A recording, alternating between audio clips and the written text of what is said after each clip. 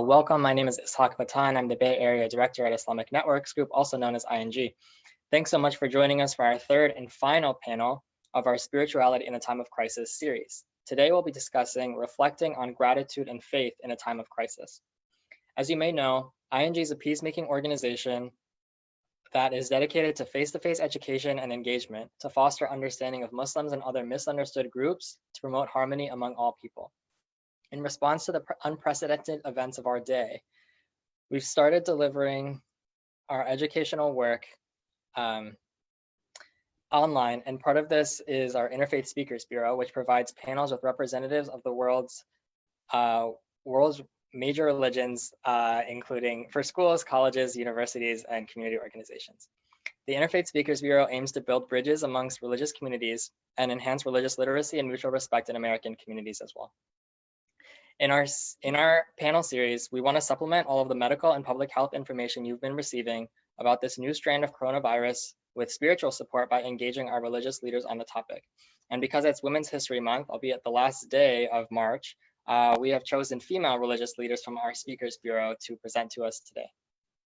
If at any time you have questions of our speakers, please feel free to write to them below in the comment section, and I'll ask them to respond within a few days. If it's directed to a specific speaker, then please feel free to indicate that in your question. We'll publish the questions and answers on our website. If the question is of a private nature, then you can email me personally at mail@ing.org instead of writing it below. Let's get started. Joining me tonight are speakers representing 5 major world religions in the world. First is Ameena Jandali, a founding member and content manager of the organization bringing you this webinar series. Ameena holds a master's in Near Eastern education from UC Berkeley and is representing the Muslim faith. Following Ameena is Rabbi Melanie Aron, who was ordained at the Hebrew Union College Jewish Institute of Religion and has been serving congregation Shir Hadash in Los Gatos for many years. Rabbi Aron is Jewish. After Rabbi Melanie Aron is Sheila Mohan, who has worked in local government in Santa Clara County for many years. She holds an MBA from San Jose State University and is Hindu. Following her is Dianne Muller, who has taught, lectured, organized, and served on panels throughout the United States on Christian and Muslim theology and interfaith dialogue.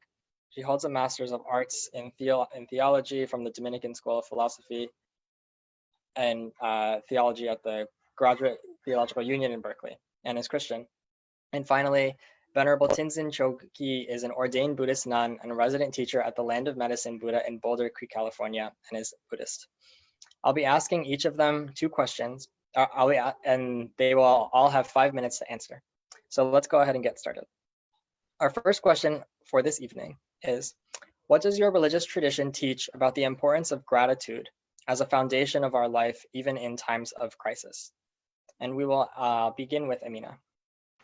Good evening, everyone, and thanks so much for joining us as we enter our 3rd week of this quarantine. So one of the many lessons of crisis and tribulation that Muslim sages and scholars have really emphasized is an enhanced appreciation for the many blessings in our life that we often take for granted when things are going well. The term alhamdulillah, which means praise be to God, is a common expression for Muslims, and it's also one of the most basic types of dhikr, which means remembrance of God, is truly the best reminder that all blessings emanate from God. And interestingly, when someone sneezes, they say Alhamdulillah.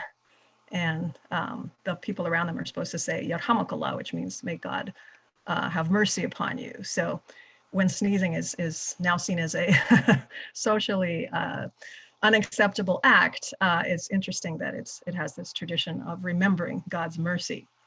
In fact, the very first chapter of the Quran, which Muslims recite every day in their daily prayers, up to at least 17 times if they're doing the required prayers, and it can go beyond that, actually begins with Bismillahir Rahmanir Rahim, Alhamdulillahi Rabbil Alameen, which means in the name of God, the compassionate, the merciful, which are the 2 most often mentioned names of God in the Quran, because they begin every chapter except one, and then Alhamdulillah again. Here, all praise is due to God, the Lord of the worlds.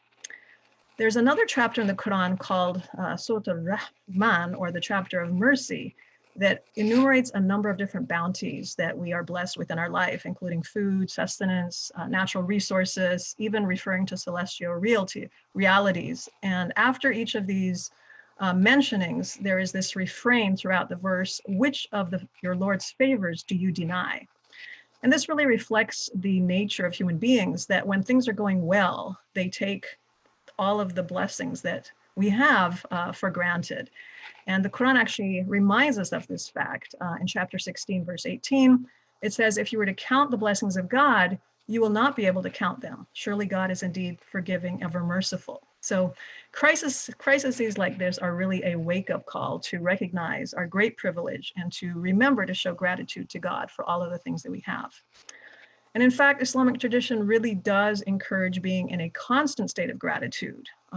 And the opposite is actually mentioned as a rejection of God, and even can lead to disbelief, because all things emanate from God. So in chapter 2, verse 152, the Quran says, so remember me, meaning God, I will remember you, and be grateful to me and do not deny me.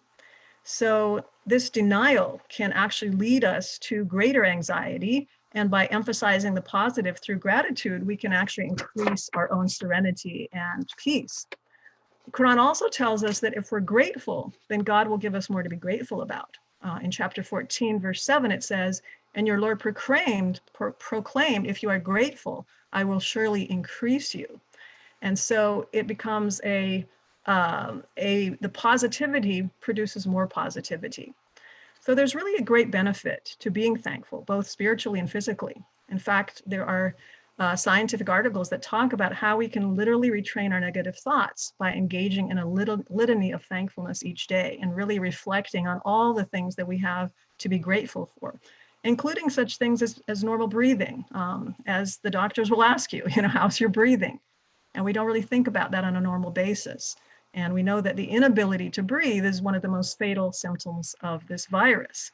So if you can begin every morning by really reflecting on all the things that we have to be grateful for: food, shelter, our health, fresh air, clean water, even the internet, which we know from the fires last year, we cannot even take that for granted.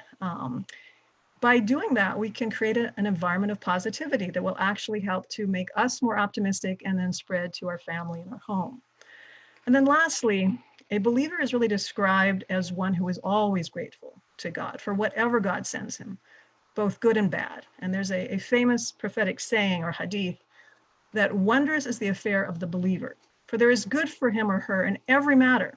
And that is not the case except for the believer. If the believer is happy, they thank God, and there is good in that for them. And if they are harmed or suffering, they show patience, and thus there is good in that for them. So let's take the opportunity in this crisis to really learn and practice the art of gratitude, first with God and then with our fellow human beings. Thank you. Thank you so much, Ameena. We'll now continue with Rabbi Melanie Aron. So as Ameena said to us, and most of us have probably noticed, that many of the things that we took for granted just a short while ago, whether that was being able to celebrate with our faith community, gather for birthday parties, for some of us physically to be with our colleagues at work or to go to school, all of these things we took for granted have been taken away from us by this pandemic. And for those of us of a certain age, you may hear the echo of a Joni Mitchell song, "You don't know what you've got till it's gone." Jewish teachings are meant to counter the very human tendency not to appreciate what we have when we have it. In traditional Jewish practice, a person is instructed to recite 100 blessings every day, including blessings for many things we take for granted, from waking up in the morning, standing on our feet, being able to put on our own clothes, to being able to find rest at the end of the day or feeling safe through the night. We recite a blessing before we eat with different blessings for different kinds of food and drink, and then a longer blessing after we have eaten and we felt satisfied. These are all practices that help us really tune into what we are enjoying in this world. We also have Jewish blessings for seeing things of beauty and nature, a flowering tree. not for those with allergies, but for everyone else, hearing thunder, smelling spices, and even for catching up with an old friend after a long hiatus. The Jewish word for gratitude comes from a root that means to acknowledge. And for me, this is in part mindfulness, that is, not hurling through life without pauses, without appreciation. But it also has another meaning, which I would like to try and translate for those who are listening, who might put themselves in the category of spiritual, not religious. Acknowledging God as the ultimate source of the universe, or as the power that makes for salvation, that is what prompts us from the inside to do God's work on the outside, all of that is very meaningful for the religious. But what about those who are not so sure about God? I'd like to consider another way to look at all this. For me, gratitude means acknowledging that you yourself are not God, are not the center of the universe, are not the measure of all things. Judaism does not teach that conversion to Judaism is necessary to be a good person. And yet it does talk about the sin of idolatry for non-Jews. If everyone doesn't have to accept Jewish belief, what could idolatry mean then? I understand the sin of idolatry not being related to having a different theology than Judaism, but to be rather the sin of thinking that something is God when it is not, whether the normal candidates of wealth or fame or power, or I think more dangerously today, ourselves, our own needs and our own wants. Fear and anxiety, which we experience in these difficult times, can turn us towards being more self-protective and more self-centered.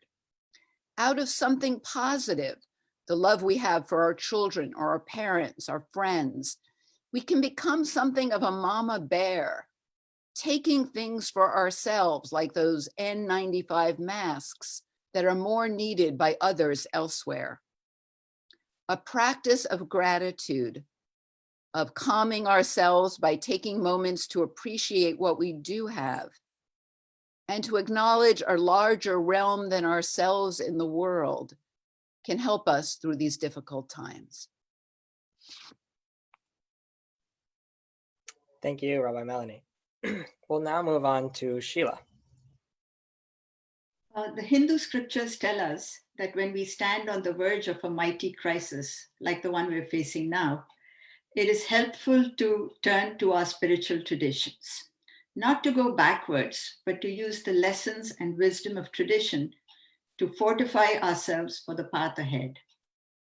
For Hindus, one of these lessons is to go back to one of the basic tenets of Hinduism, the significance of Dharma.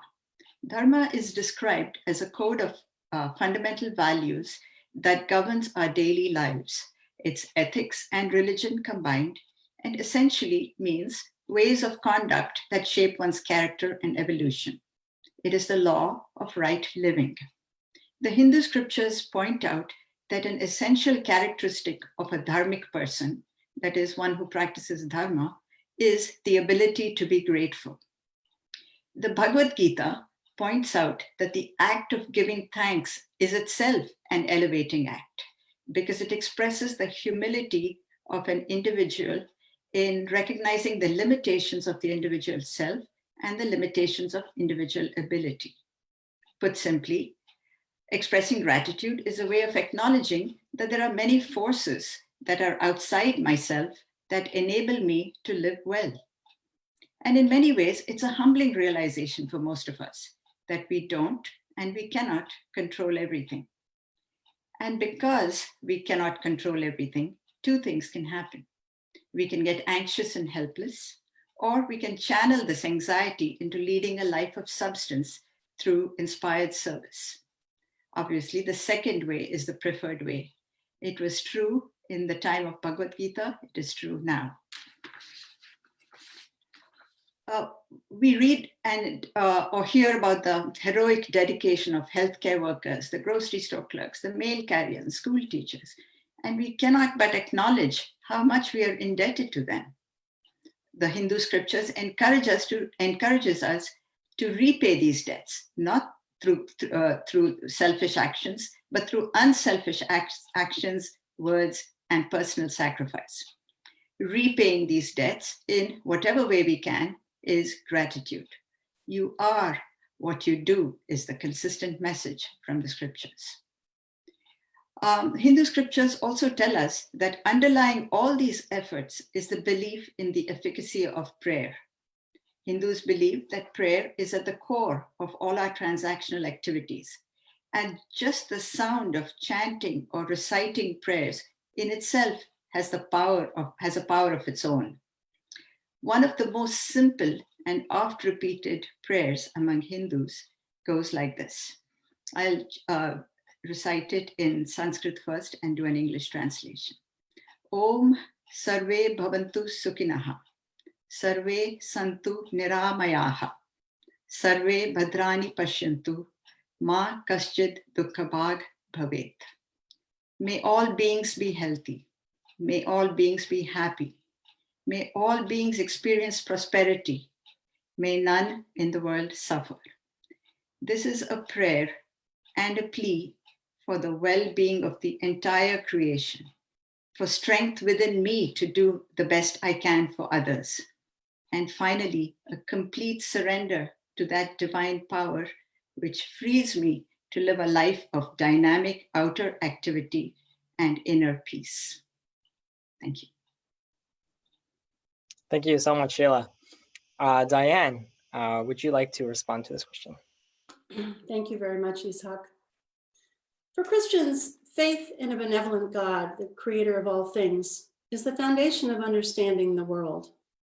Key to that faith is a trust that God loves creation, including all of humanity, and wants creation to flourish and thrive. Hope, love, and gratitude are virtues that should inform every Christian, always, but especially through trials of suffering and anxiety like we have now. For Christians who believe that Jesus of Nazareth was the human incarnation of God, it's easier to understand that relationship with God is dynamic. It's meant to be a reciprocal friendship. And relationships with other humans ought to be the same. We're taught to look for God in the faces of the people we meet and live lives in imitation of Christ. And also to see that every day is a gift from God. And every day brings unexpected gifts. It's important to remember that, and also remember that we were all taught as children that when we get a gift, we should say thank you. Sometimes a gift can be as simple as a smile or a phone call, or a rainbow, or seeing a child, or being fed an unexpected meal. Some days we see medical breakthroughs. We see stories of survival and recovery, stories of generosity. These are all gifts to us. No matter how desperate someone's circumstances may seem, there are always blessings to be counted if we choose to do so. And here the Christian emphasis on the divinely infused gifts of intellect and free will should be called upon, because perspective can be a choice. One can choose to see only the darkness, or one can choose the light. The culmination of this Christian season of Lent is Easter, the resurrection of Jesus Christ after his painful crucifixion and death. So too does life enjoy resurrection every spring. Well, at least it's spring here in the Northern Hemisphere, with birds and other animals returning to their habitats, plants flowering, longer days filled with more sunlight, and nourishing rain falling from the sky to encourage and support life. In the words of Benedictine monk, Brother David Stendhal-Rost, open all your heart to all of these blessings and let them flow through you. Let the gratefulness overflow into blessing all around you. I'd like to conclude with an excerpt from St. Paul's letter to the Philippians, written while Paul was imprisoned after a lot of persecution. Do not be anxious about anything, but in everything, by prayer and supplication, with thanksgiving, let your requests be known to God.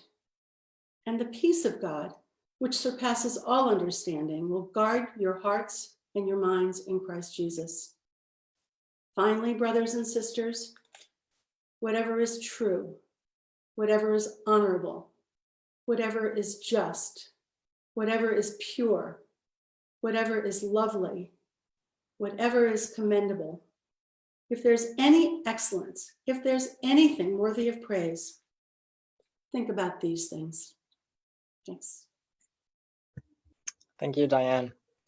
We're going to close this question with Venerable Tenzin.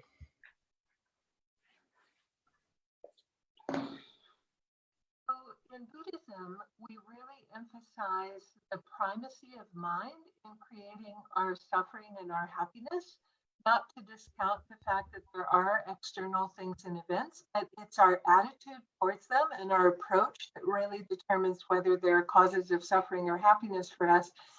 But in terms of this idea of gratitude, I'd like to talk about two approaches based in Buddhism.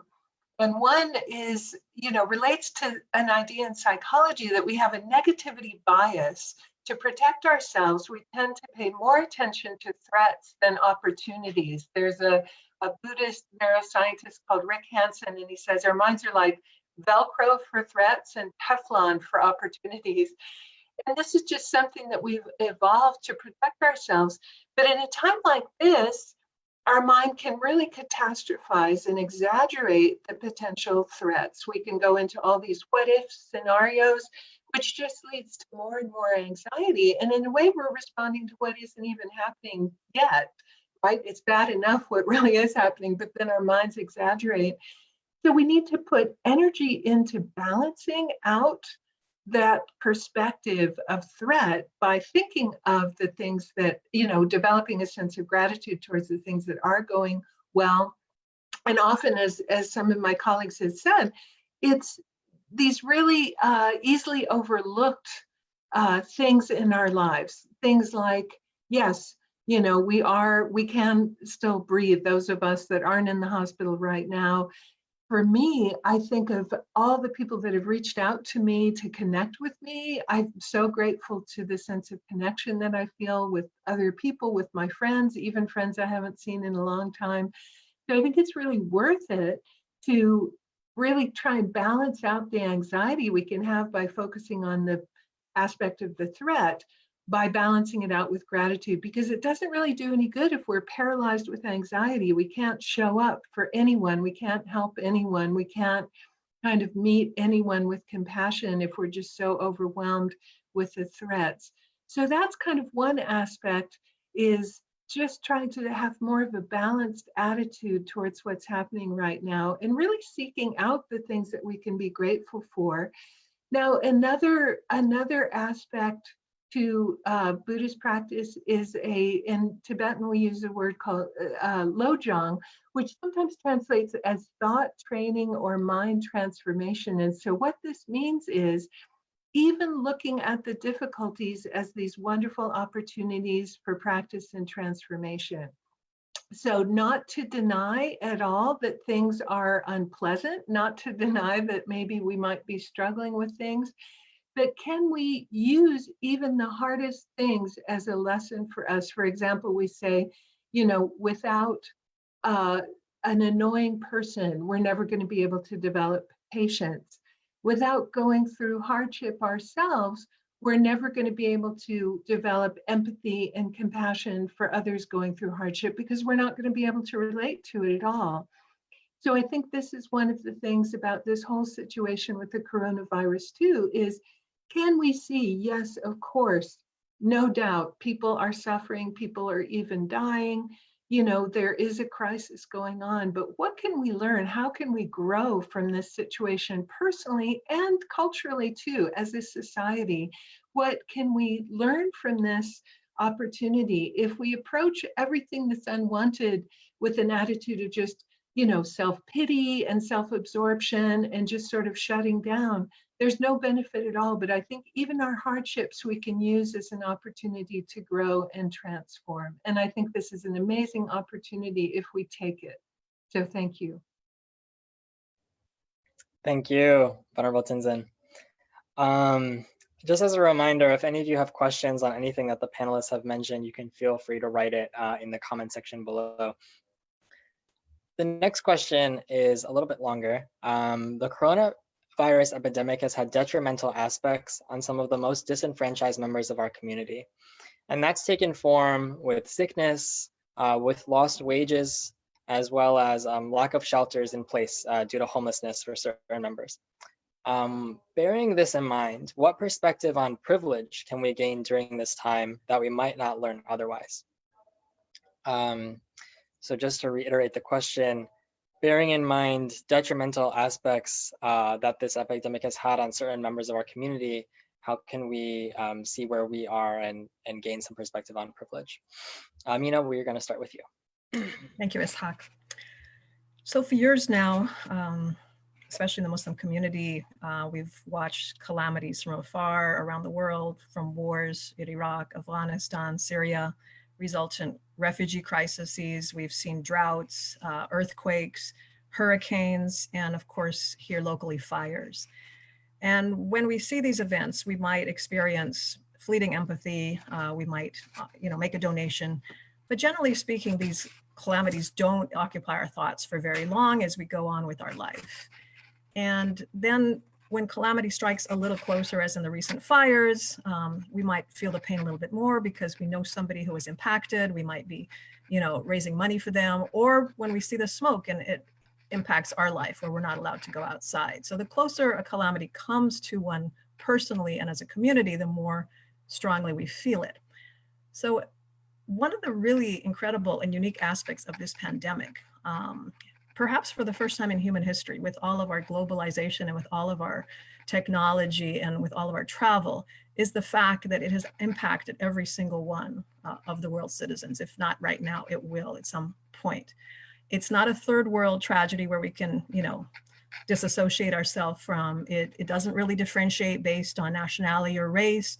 It impacts both the rich and the poor. Every day we're seeing celebrities, we're seeing people in government who are coming down with this virus. So this is a very clear message that we're all connected, we're all human, we're all vulnerable, and we all need each other.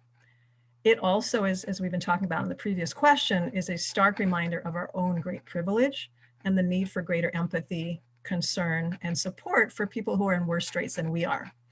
So when we, think about how difficult it is to stay home, maybe even, call our girlfriends and complain about it, we need to also reflect on the fact that we have a home, because around the world there are people that literally do not have a home, including in our own backyard. When we're frustrated with, working remotely and how hard it is to learn this new technology, we need to really be grateful that we even have a job, as the numbers of unemployed goes up by the day. And when we deal with all of the things that this quarantine is bringing us, we need to reflect on those who have it so much worse. And this is actually a prophetic saying of the Prophet Muhammad, who said, "Look at those who are less fortunate than you, not those who are better off than you, so that you do not belittle God's blessing." And this is a really important psychological trick, that if you're always looking at people who are better off than you, it will never end. So when you feel that you don't have it as good as others, look at somebody who has it worse, whether it's the homeless around you or people who are struggling financially. And with regard to finances and wealth, Islamic teachings generally state that wealth is a gift from God. It's not something we innately deserve. None of us was born deserving to be wealthy more than somebody else. And there are actually many Islamic teachings that wealth and power are actually some of the hardest tests that many people fail, whereas poverty is something that draws people closer to God, as is hardship. And in fact, one of the pillars of Islam, zakat, or required charity, is a constant reminder that our wealth is not our own, and that God can change our condition in an instant, which we saw with the fires.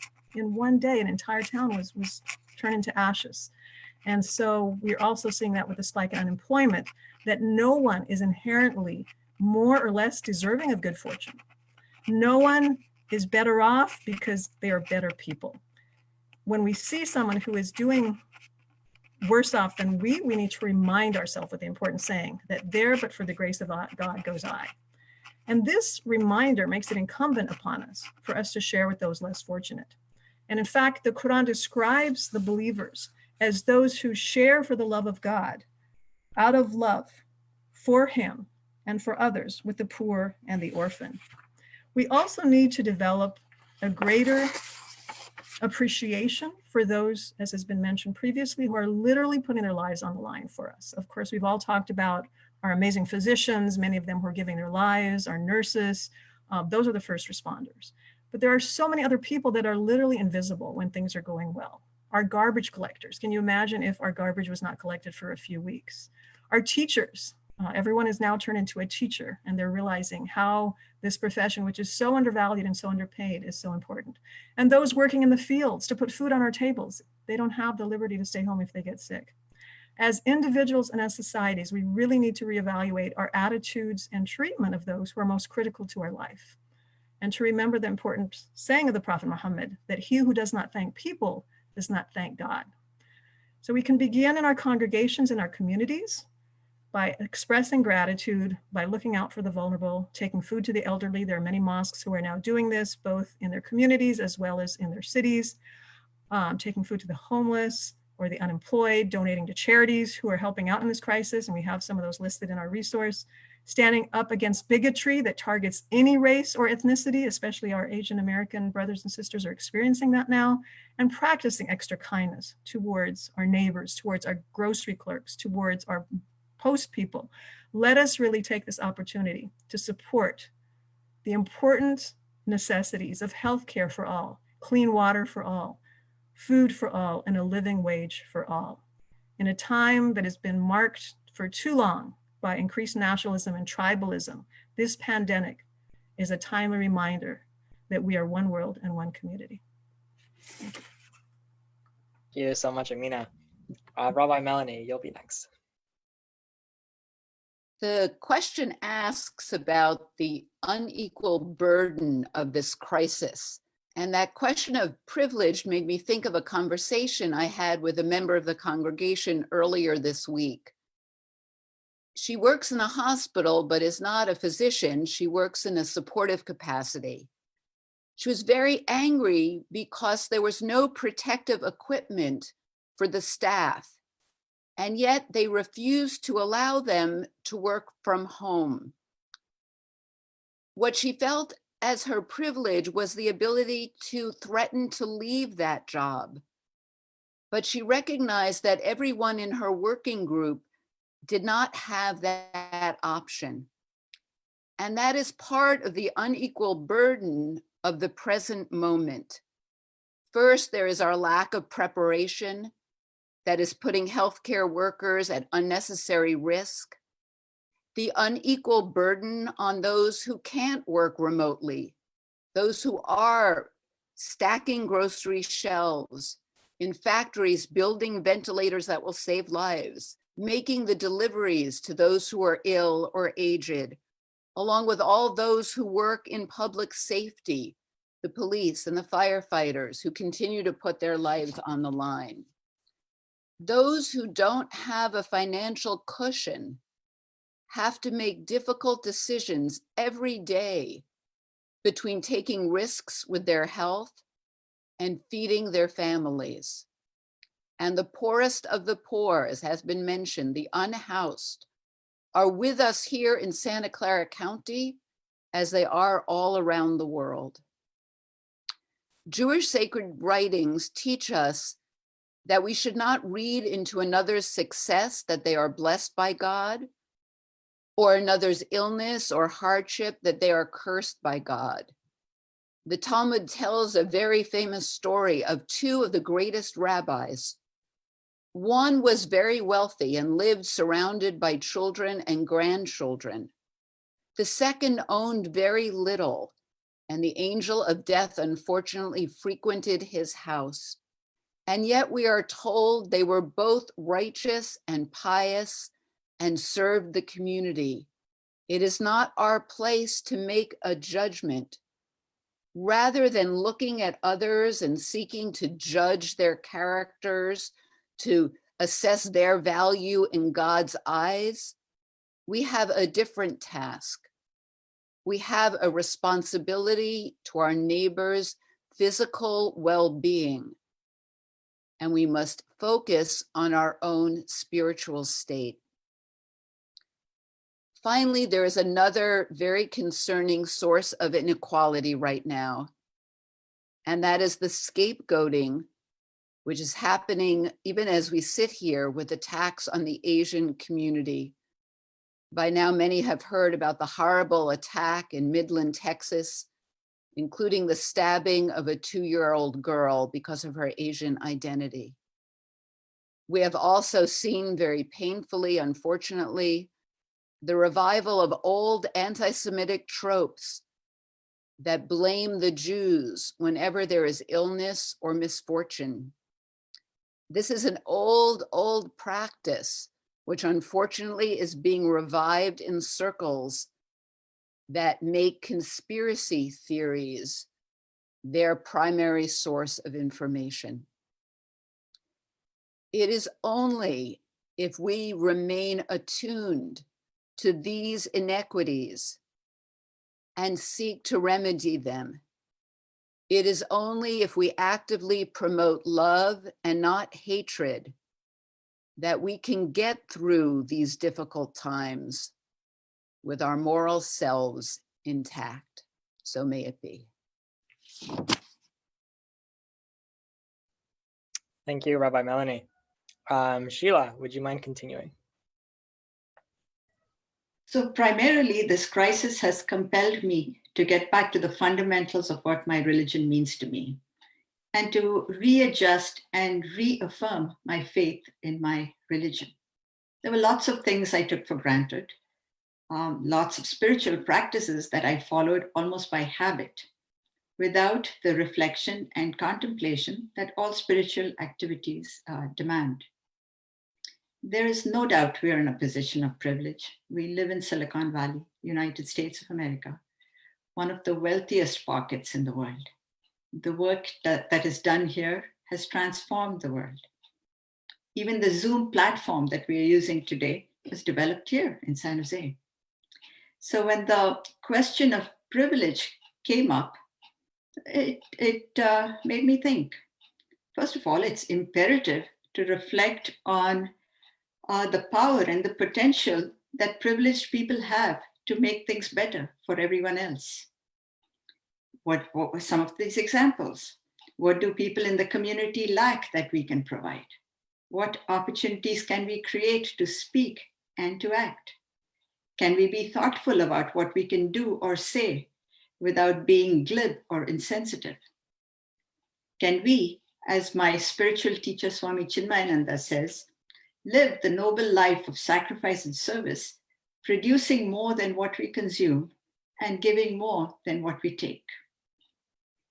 As always, I fall back to the age-old wisdom of the Hindu sages and saints for answers. In the Bhagavad Gita, I remind myself the highest wisdom is revealed by Lord Krishna to Arjuna, not in a serene ashram tucked away in the Himalayas, but on a battlefield on the eve of a war which had the potential to destroy the world. A time of crisis indeed, like the one we are facing now. Krishna tells Arjuna, and therefore us, that the duty of yagna, or sacrifice, has been imposed on each one of us. This body has been given to us only so that we may serve all creation with it. He who serves only himself is a thief. Therefore, says Krishna, you have an obligation to give in plenty and to give with both hands. Another common, oft-quoted phrase in Sanskrit is particularly relevant today.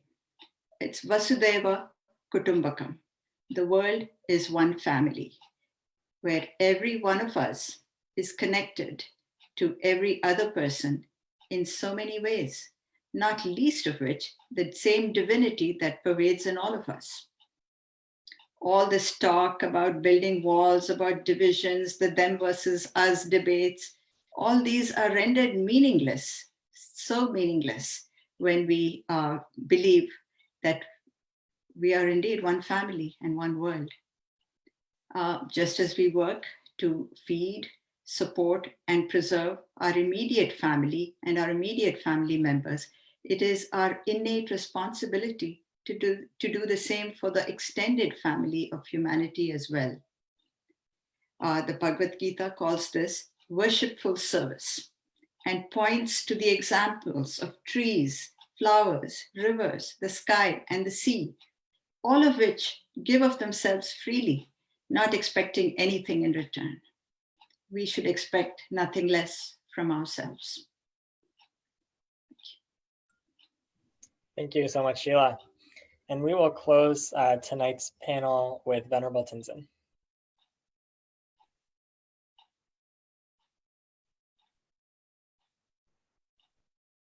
that right? Yeah, I think it's good. Okay.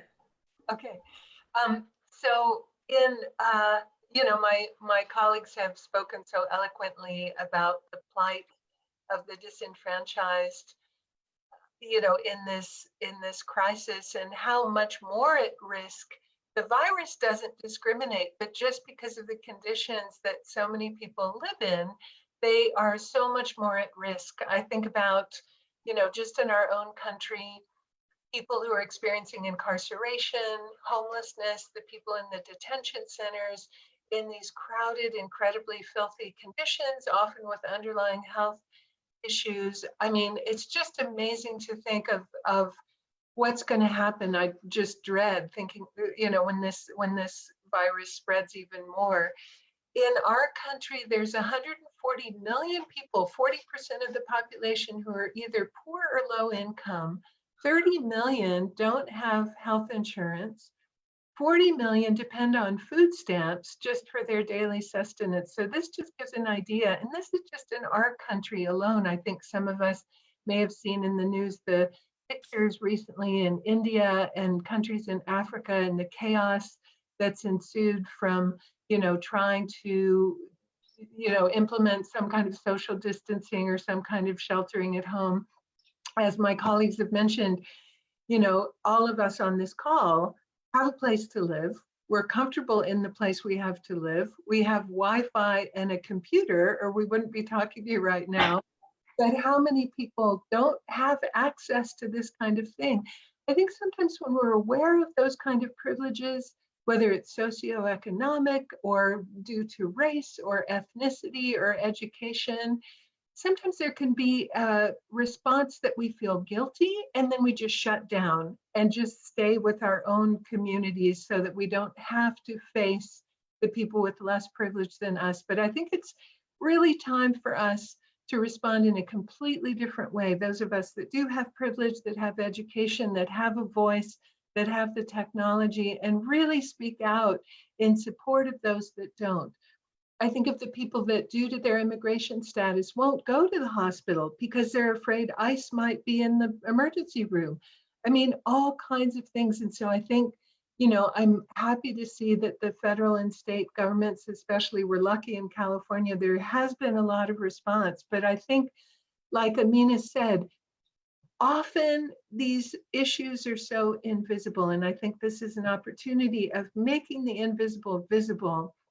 And might be an opportunity for a huge shift in terms of the way socially that we really respond to the disenfranchised in our communities. A couple of days ago, there's a Buddhist monastic and scholar, Venerable Bhikkhu Bodhi, and he wrote a very moving article about this crisis. And I want to close by just quoting a couple of sentences from his article. He says, "In the long run, this epidemic may be teaching us a powerful lesson about the imperative of fundamental social transformation, pushing us to lay the foundation for a more equitable society and a more sustainable world. It is unconscionable that here, in the most affluent nation on earth, the least among us languish in their time of urgent need. The time is ripe for us to see that everyone's basic human needs are met." So let's use the voice that we have, the privilege we have, whatever that might be, to really speak out for the people that don't have that, and maybe just get in the habit of that, and we might be able to make the invisible visible with this crisis, which might be the biggest silver lining of all. Thank you. Thank you, Tenzin. And we are actually not done because I mistakenly skipped Dianne. And so Dianne, I apologize to you and I apologize to everyone else. Will you please close us out for this panel tonight? To actually, because I'm going to close with the words of Pope Francis. But before I do that, I want to say during this time of crisis, talking about gratitude almost seems counterintuitive. But during this period of pause, as our colleagues have so often pointed out, we have time to stop and reflect. And yes, privilege is a gift, but privilege also carries responsibility. And suffering is an opportunity not only to give thanks, but for compassion. And it's time for all of us to inventory all that one has to be grateful for and acknowledge those that don't have the luxuries that we so often take for granted. We have to find compassion for suffering people in our hearts. We have to find creative ways to stand in solidarity with all of the people of the world, but especially our neighbors, reinterpreting concepts of hospitality and fraternity and recognizing our interconnectedness. Jesus spent a great deal of his ministry with the marginalized, the leper, the blind, the hungry, those cast out of society. We who are more fortunate can only imagine the suffering and the hardships of those in crowded cities, those in nursing homes, those who suffer from mental illness, those in prisons, the homeless, so many of the other examples that people have mentioned tonight. During this pandemic, we should be grateful for our healthcare workers, yes, and our first responders and our military who are fighting on the front lines of COVID-19 in service of others. And one of the things what we should reflect on is how we can be of service. And also, we should be grateful for the generous ways that even our government has stepped up, our local and federal governments, and so many businesses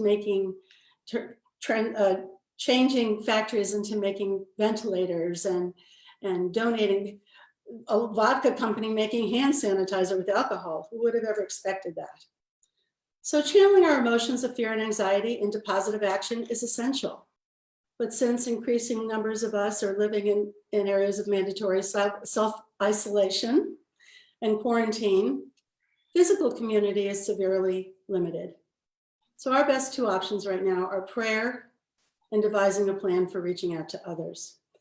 So our prayers can be ritual or private conversations with God, and our Christian resource sheet offers many opportunities to pray and meditate, and I'm sure the other sheets do as well.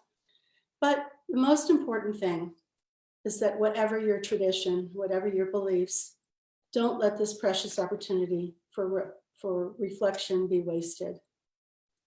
So I'd like to conclude the evening with a message from Pope Francis, because last week he addressed the world from the Vatican, and he summoned the words of Jesus from the Gospel of Mark, in which Jesus and his disciples are on a boat and they're out in the Sea of Galilee, and a terrible storm comes up, and the disciples are frightened and threatened, and they wake Jesus up and ask him to save them. And he says, "Why are you afraid? Have you no faith?"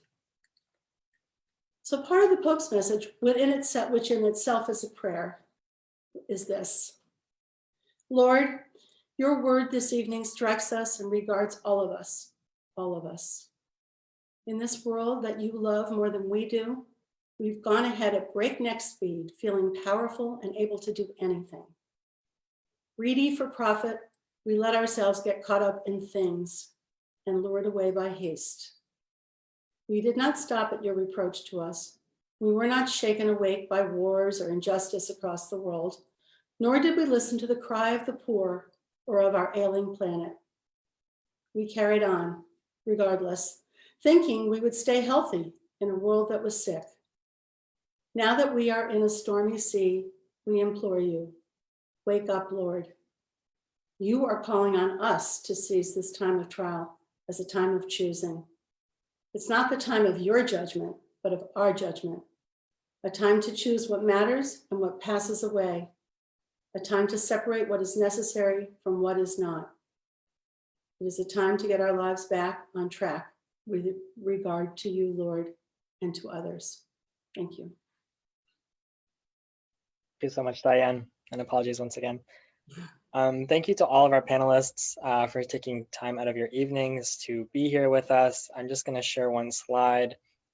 This does conclude our series on spirituality in a time of crisis, but we have the recordings and the resources all available at www.ing.org/interfaith series. And the resources are basically sheets from each of the traditions compiled by our panelists that contain readings, apps, passages, and the sort from these traditions to basically respond. If you have any questions or comments, you can feel free to email me at mail@ing.org. And again, I want to thank all of our audiences for tuning in. I apologize for the technical difficulties earlier this evening. And I would like to thank our panelists tonight, as well as all of the panelists over this entire series to make it very successful. So thank you all. Have a wonderful night.